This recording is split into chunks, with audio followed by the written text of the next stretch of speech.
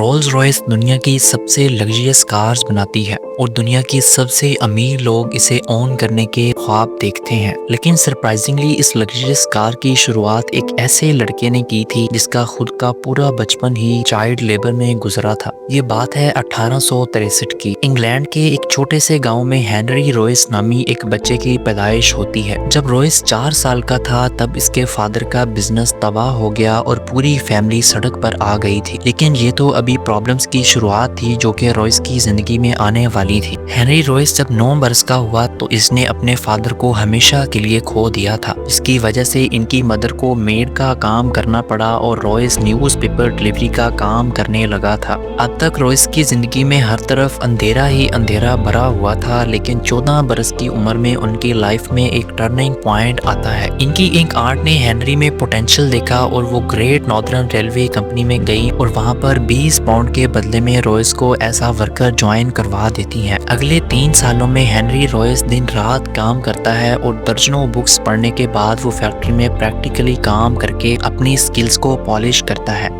Royce ना सिर्फ ऐसा वर्कर काम करता है बल्कि वो इन 3 सालों में कारपेंट्री, मैथमेटिक्स और सबसे इम्पोर्टेंट इलेक्ट्रॉनिक्स का काम भी सीख लेता है। 17 बरस की उम्र में वो एक कैपेबल मैकेनिक बन चुका था। इसके बाद हेनरी रॉयस ने एक और फैक्ट्री में काम करना शुरू किया, लेकिन कुछ ही अरसे बाद फाइनेंशियल डिफिकल्टीज की वजह से वो कंपनी भी बंद हो चुकी थी। इसके बाद अगरचे रॉयस के पास काफ़ी जॉब्स के ऑप्शन थे, लेकिन उन्होंने अपनी खुद की एक इलेक्ट्रिकल इंजीनियरिंग कंपनी खोलने का फैसला लिया। हेनरी रॉयस ने अपने 20 पाउंड की सेविंग से एक छोटी सी कंपनी की शुरुआत की और इसके साथ अपने एक दोस्त अर्नेस्ट क्लेरमोंट को भी एज अ पार्टनर ज्वाइन कर लिया। रॉयस ने अपनी खुद की इस छोटी सी कंपनी में हर तरह का काम किया, जैसा कि सीविंग मशीन्स रिपेयर करना और इलेक्ट्रिक फिटिंग्स वगैरह। लेकिन रॉयस ने देखा कि टाइम के साथ साथ इलेक्ट्रिक लाइटिंग्स और फिटिंग की डिमांड बहुत बढ़ती जा रही है, इसलिए इसने आर्क लैंप्स, बल्ब होल्डर्स और इलेक्ट्रॉनिक डोर बेल की मैन्युफैक्चरिंग का काम शुरू कर दिया। 38 की एज में रॉयस की एक फैमिली थी और वो एक बहुत बड़ी फैक्ट्री बिल्ड करने का प्लान कर रहे थे। अभी तक तो सब कुछ ठीक ठाक चल रहा था, लेकिन 1901 में जर्मन और अमेरिकन कंपनीज ने ब्रिटिश इलेक्ट्रॉनिक्स मार्केट में एंट्री की।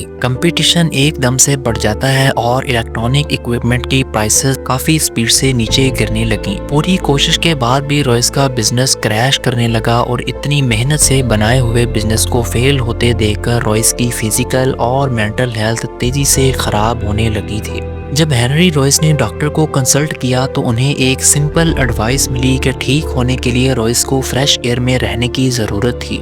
साथ में उन्हें एक गाड़ी खरीदने की भी एडवाइस दी गई ताकि वो अपनी बॉडी को बगैर स्ट्रेस दिए आसानी से ट्रैवल कर सकें। रॉयस ने अपने काम से वोकेशन ली और खुद को ठीक करने के लिए डेकोविल नाम की एक फ्रेंच मेड कार भी खरीद ली। ये कार काफ़ी आवाज़ करती थी, इसकी ब्रेक्स इनफेक्टिव थी और ओवरहीटिंग जैसी प्रॉब्लम्स भी थी। हेनरी ने डिसाइड किया कि वो इस कार में माइनर सी मॉडिफिकेशंस करेंगे, लेकिन उन्हें क्या पता था कि वो जाने अनजाने में इसको पूरी तरह ही रीडिज़ाइन कर देंगे। उन्होंने इस कार को मॉडिफिकेशन के बाद मुकम्मल ही रीडिज़ाइन कर दिया और ये कार ओरिजिनल डेकोवर्ड कार से काफ़ी ज़्यादा सुपीरियर थी। यहीं से रॉयस के अंदर ये कॉन्फिडेंस पैदा हुआ कि वो अपनी खुद की कार्स बिल्ड कर सकते हैं। हेनरी रॉयस ने एक छोटी सी टीम असेंबल की और अपनी नई कार को डिज़ाइन करने का काम शुरू कर दिया।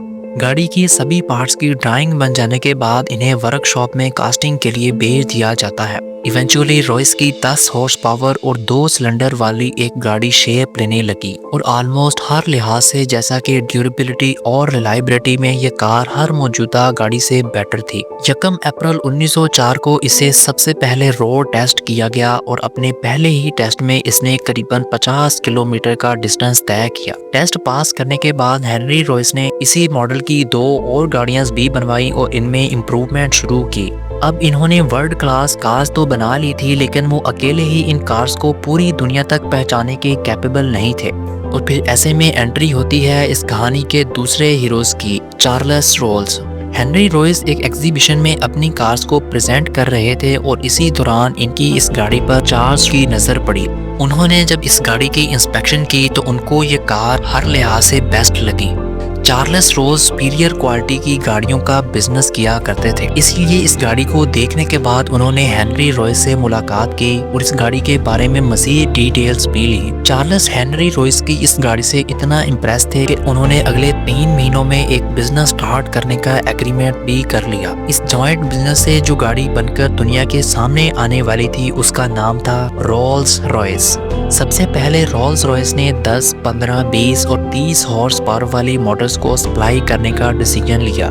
रोल्स का मानना था कि किसी भी कार की मार्केटिंग करने का सबसे अच्छा तरीका यह है कि इसको रेसिंग के टूर्नामेंट्स में शामिल किया जाए। इसीलिए रॉयल्स ने oil of man tourist trophy जैसे टूर्नामेंट में न सिर्फ शिरकत की बल्कि रॉयल्स रॉयस को इस्तेमाल करके इनको जितवाया भी और साथ साथ कई नए स्पीड रिकॉर्ड्स भी बनाए। इन सबसे रॉयल्स रॉयस एक ग्रेट कार कंपनी की तरह एस्टेब्लिश हो चुकी थी। 1909 में रॉयल्स रॉयस ने 40 और 50 हॉर्स पावर के साथ साथ 6 सिलेंडर वाली एक गाड़ी का मॉडल लॉन्च किया। इसकी बॉडी का कलर सिल्वर था और ये चलाने में बहुत ही आरामदायक थी, इसलिए इसका नाम सिल्वर गोस्ट रखा गया। इस गाड़ी को मार्केट में लॉन्च करने से पहले रोल्स ने इस गाड़ी को इस्तेमाल करते हुए 24,000 किलोमीटर का एक टेस्ट भी पास किया। रोल्स ने न सिर्फ इतना डिस्टेंस कवर किया बल्कि उसने इस कार के बोनेट के ऊपर एक कॉइन को बैलेंस करते हुए इसे बिना गिराए चलाकर भी देखा, जिससे ये प्रूफ होता था कि ये कार एक्सट्रीमली स्मूथ है। ये गाड़ी देखते ही देखते बेहद पॉपुलर हो गई और उस वक्त के बड़े बड़े बिजनेसमैन और किंग की ये फर्स्ट चॉइस बन गई। चार्ल्स रोल्स और हेनरी रॉयस की पार्टनरशिप का ये डिसीजन एक मास्टर स्ट्रोक साबित हुआ था। इन्हें हर तरफ से सक्सेस मिल रही थी कि तभी एक भयानक हादसा पेश आता है।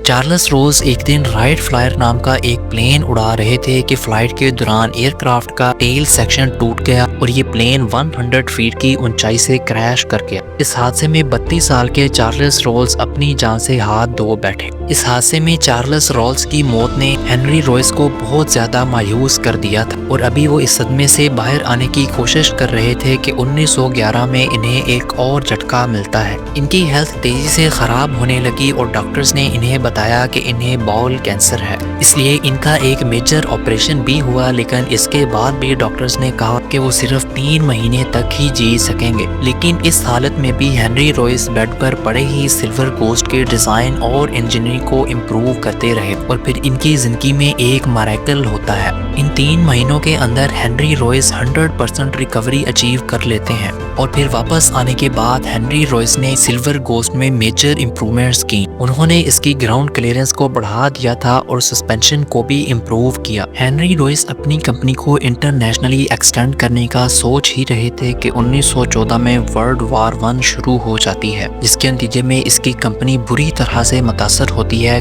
हेनरी रॉयस ने मिलिट्री अथॉरिटी से मीटिंग की, जिसके बाद उन्हें ये रियलाइज हुआ कि वॉर में रिलायबल और हाई परफॉर्मेंस वाली गाड़ियों की सख्त जरूरत है। इसलिए रोल्स रॉयस ने सिल्वर गोस्ट को मॉडिफाई करके एक आर्मर्ड कार में बदल दिया। इस कार की बॉडी में 8 मिलीमीटर मोटा आर्मर लगाया गया था और उसके साथ साथ एक रिवॉल्विंग डायरेक्ट भी लगाया गया, जिसमें एक मशीन गन फिट की गई। इस कार को न सिर्फ लड़ने के लिए डिजाइन किया गया था बल्कि उसके साथ साथ सोल्जर्स को कैरी करने के लिए भी मॉडिफाई किया गया था। इसलिए कई सिल्वर गोस्ट को वॉर एम्बुलेंसेस की तरह भी मॉडिफाई कर दिया गया। इन एम्बुलेंसेस ने वार के अंदर हजारों जिंदगियां बचाई और फाइनली अपनी लग्जरी फीचर्स की वजह से रोल्स रॉयस कार्स को हाई रैंकिंग ऑफिसर्स और डिप्लोमेट इस्तेमाल करने लगे। वार के दौरान मिलिट्री के साथ काम करते हुए रोल्स रॉयस को ये रियलाइज हुआ कि ब्रिटिश एयरफोर्स अपने एयरप्लेन इंजन्स के लिए फ्रेंच कंपनीज पे इन्हिसार किए हुए है। इसी अपॉर्चुनिटी को देखते हुए रोल्स रॉयस ने एरो इंजन मैन्युफैक्चरिंग में भी एंट्री की। रॉयस ने खुद एरो इंजन डिजाइन करना सीखा और 1915 में लॉन्च किया अपना पहला इंजन।